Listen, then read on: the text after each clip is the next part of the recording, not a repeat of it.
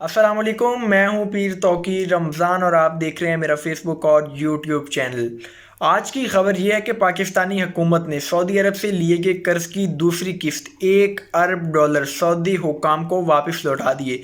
यह कर्ज पाकिस्तानी हुकूमत को कब और किन शराइत के तहत दिया गया था और $1 अरब सऊदी अरब को लौटाने के लिए पाकिस्तान के पास कहां से आया, आज की वीडियो में इस पर डीपली बात करेंगे। लेकिन अगर इससे कबल आपने हमारा यूट्यूब चैनल सब्सक्राइब नहीं किया तो इसको सब्सक्राइब करें और साथ में मौजूद घंटी के निशान को लाजमी दबाएं ताकि मेरी नई वीडियोस आप तक पहुंचती रहें।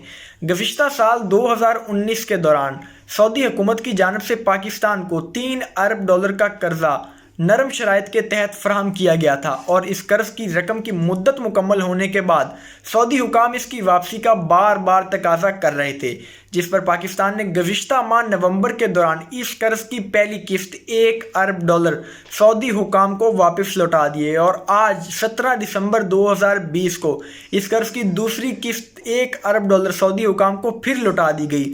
और हुकूमती ज़राए का इस मुतल्लिक कहना है कि आइंदा माह जनवरी 2021 में पाकिस्तान इस कर्ज की तीसरी और आखिरी किस्त $1 अरब सऊदी अरब को वापस करेगा, जिसके बाद इस कर्ज का बोझ पाकिस्तानियों से ख़त्म हो जाएगा। $1 अरब पाकिस्तान के पास कहां से आया, अब इसकी बात करें तो पाकिस्तानी हुकूमत ने चीनी हुकूमत से कमर्शियल लोन लेकर सऊदी अरब को यह कर्ज की किस्त वापस की।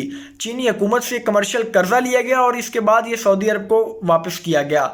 इस कर्जे की दूसरी किस्त $1 अरब लौटाने के बाद स्टेट बैंक के ज़खायर $13.3 अरब पर पहुंच चुके हैं और आइंदा माह जनवरी में इस कर्ज की तीसरी किस्त लौटाने और तमाम तर वाजिबात अदा करने के बाद स्टेट बैंक के ज़खायर $13.3 अरब से मज़ीद कम होने का भी इम्कान है।